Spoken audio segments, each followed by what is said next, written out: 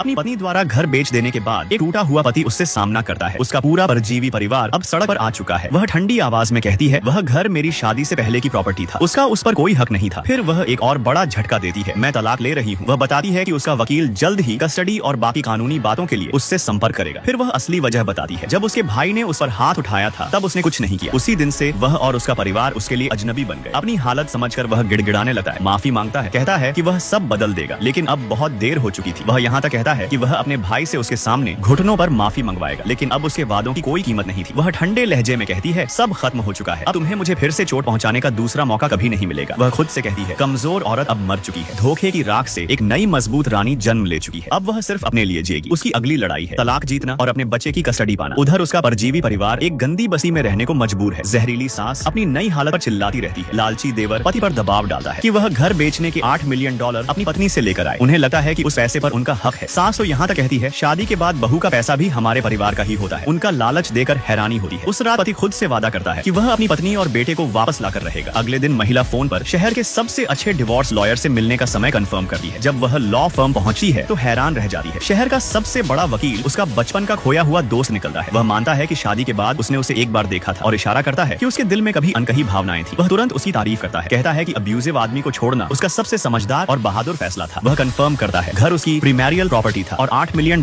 पूरी तरह सुरक्षित है। उसके पति को एक पैसा भी नहीं मिलेगा। पति की सबसे बड़ी गलती थी हिंसा को रोकने की बजाय चुप रहना। यही एक बात कोर्ट में कस्टडी का फैसला उसके खिलाफ कर देगी। वकील आत्मविश्वास से मुस्कुराकर कहता है, इस केस को जीतने की आपकी संभावना 100% है। वह सिर्फ एक रिक्वेस्ट करती है, तलाक जितना जल्दी हो सके फाइनल करवा दीजिए, ताकि वह उस जहरीले परिवार से हमेशा के लिए मुक्त हो सके। वकील तुरंत मान जाता है और कहता है कि वह तुरंत कार्रवाई करेगा। पति की संपत्ति भी फ्रीज करवा दी जाएगी ताकि वह कोई चाल न चल सके। उधर बेबस पति उसके माता पिता के घर के बाहर उसका रास्ता रोक लेता है। उसका हाथ पकड़कर माफी मांगता है। वह ठंडे भाव से हाथ छुड़ाकर कहती है, सब खत्म हो चुका है। वह पब्लिक में अपने ही गाल पर थप्पड़ मारकर ड्रामा करता है, लेकिन उस पर कोई असर नहीं होता। वह एक आखिरी मौका मांगता है, तभी वह उसे सबसे करारा जवाब देती है, अगर माफी से सब ठीक हो जाता तो जो 6 थप्पड़ मैंने सहे वो बेकार नहीं जाते। तभी उसके पिता वहाँ आ जाते हैं। वह गुस्से में उस आदमी को खड़े होने को कहते हैं। अपनी बेटी के साथ हुए अपमान पर बेहद नाराज होते हैं और साफ कह देते हैं, मेरी बेटी के पास फिर कभी मत आना। उसके पिता उसे अंदर घर ले जाते हैं, जहाँ उसकी माँ ने उसके लिए गर्म खाना बनाया होता है। आखिरकार वह अपने असली परिवार के साथ सुरक्षित है। आखिरी दृश्य में उसका जहरीला ससुराल परिवार सिगरेट के लिए आपस में लड़ रहा होता है। उनका पतन उनके अपने लालच का नतीजा था। जब सास सिर पकड़कर बैठती है तो उनका दुखद अंत एक बात साबित करता है, कर्मा का हिसाब हमेशा बराबर होता है।